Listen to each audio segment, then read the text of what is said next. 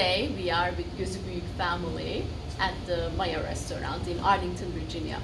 Imam and Telli Gözübüyük are with us today, and we are very pleased to have a conversation with them about their restaurant and their journey in the US. Thank you. Teşekkürler. Öncelikle hoş geldiniz. Teşekkürler, sağ olun bizi ağırladığınız için. So Imam Bey, could you tell us about your adventure in the US? How did you come here? How did you start this business? What's your story? Amerika'ya 98'de geldim. 2. ayın 13'ü. Yani New York'a geldik. Orada New York'ta 7 ay falan kaldım. Ondan sonra Washington DC'ye geldim. Washington DC'de Lavantes restoranı vardı. Orada işe başladım. İlk Bethesda'daki Lavantes'e işe başladım 2 sene. Ondan sonra DC'deki Duponsel'daki restoranda geçtim. 8 sene orada geçtim. 10 sene toplam 2 restoranda çalıştım. Ondan sonra Agora restoranı açıldı. Ben oraya çağırdılar. 4 sene de orada çalıştım. Evet. Maşallah. Ondan sonra oradan ayrıldık. Kendi restoranımızı açtık.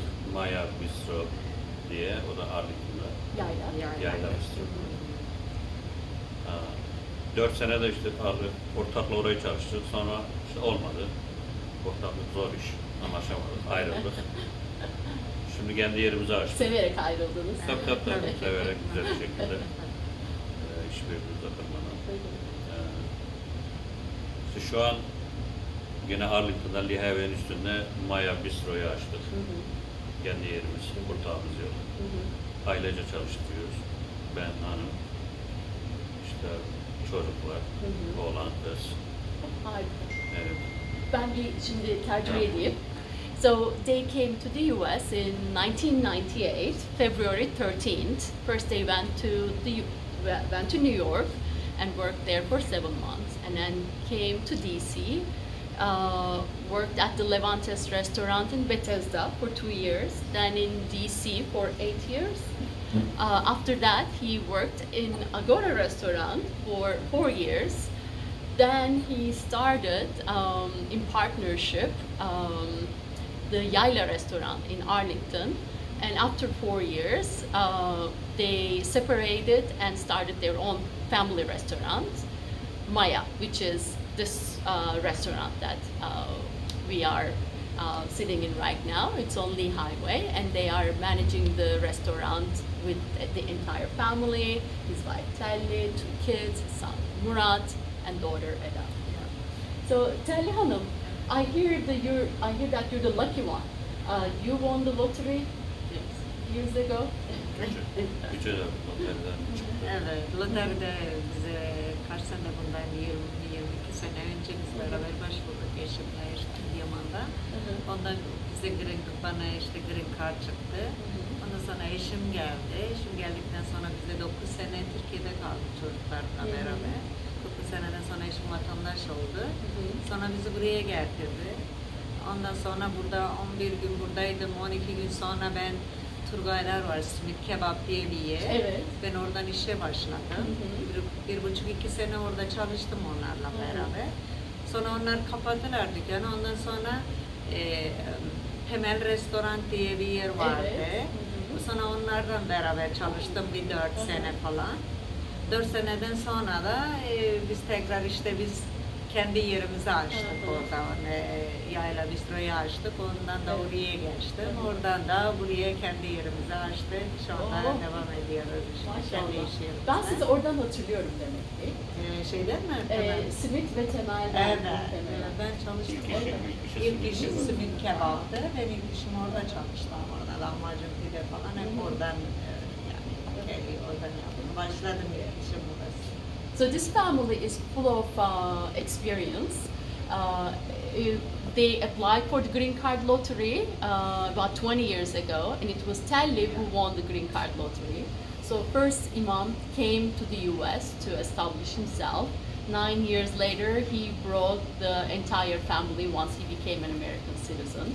So when Telli first came here, she worked for the Smith Bakery that used to exist in Virginia. It was in Fairfax, right? I remember. Yes.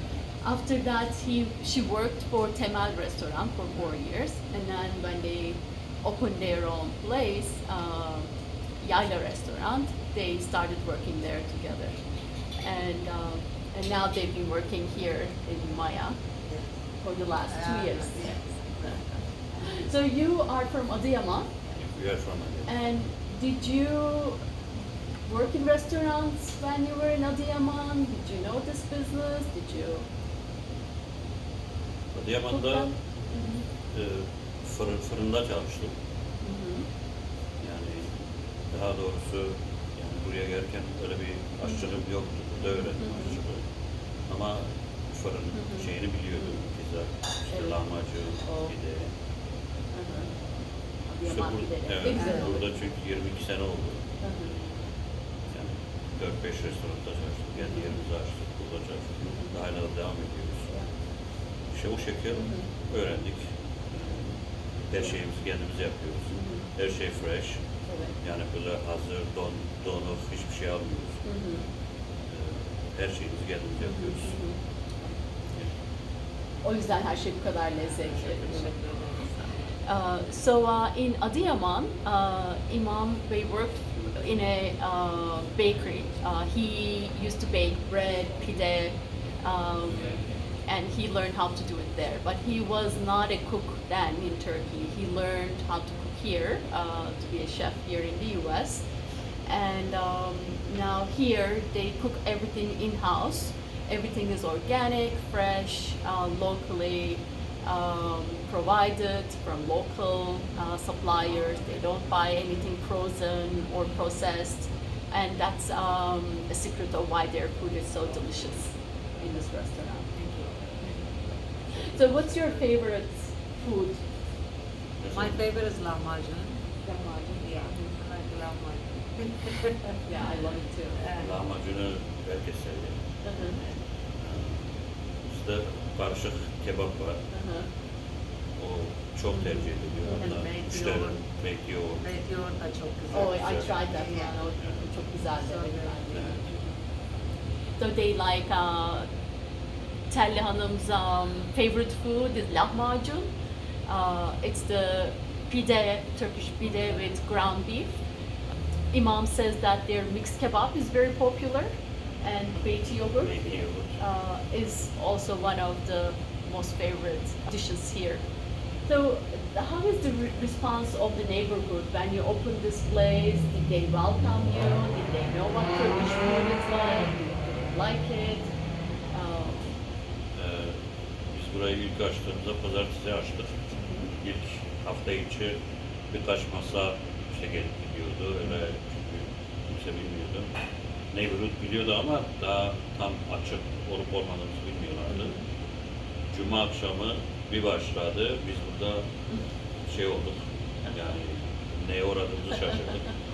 Resmen line olduk Oh, dışarıda. ne güzel. Evet. Her restoranın rüyası. Aynen öyle. Çok güzel bir neighborhood'umuz var. Hı hı. Çok iyiler sağ olsunlar. Her şey yani bize bayağı yardımlar oldu. Yemekleri beğeniyorlar.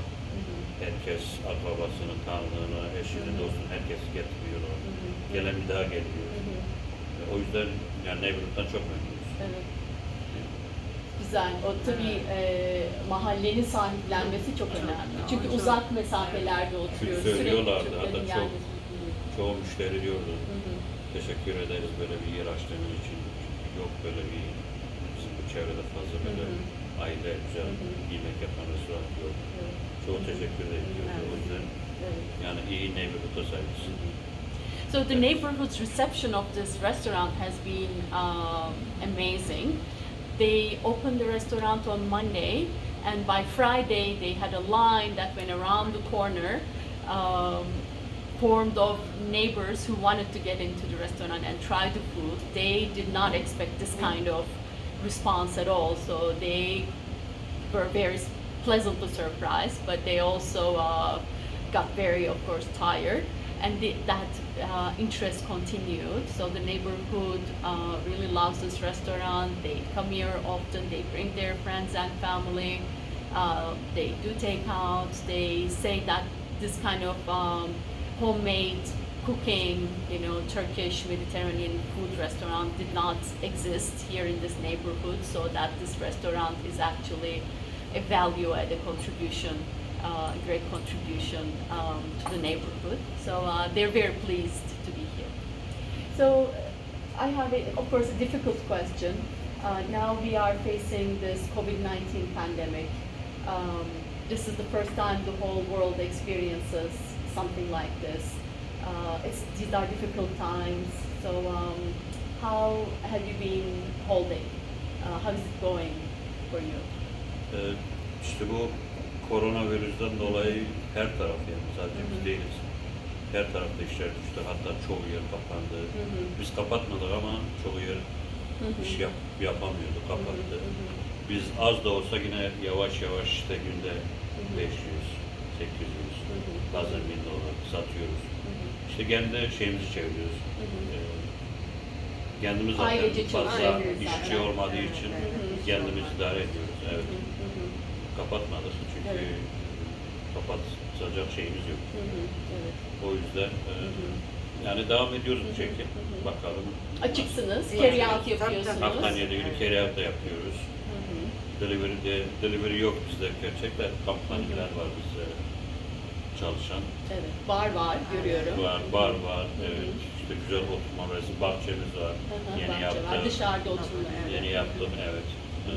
İşte müşteri bekliyoruz. Maske falan takıyoruz. Herkes Çalışırken çalışırken maskesini takıyoruz. Evet. Bu şekilde. So COVID-19 has been difficult on them. Of course, many businesses closed. They did not close, thankfully, because they work as a family. They're able to cut their expenses.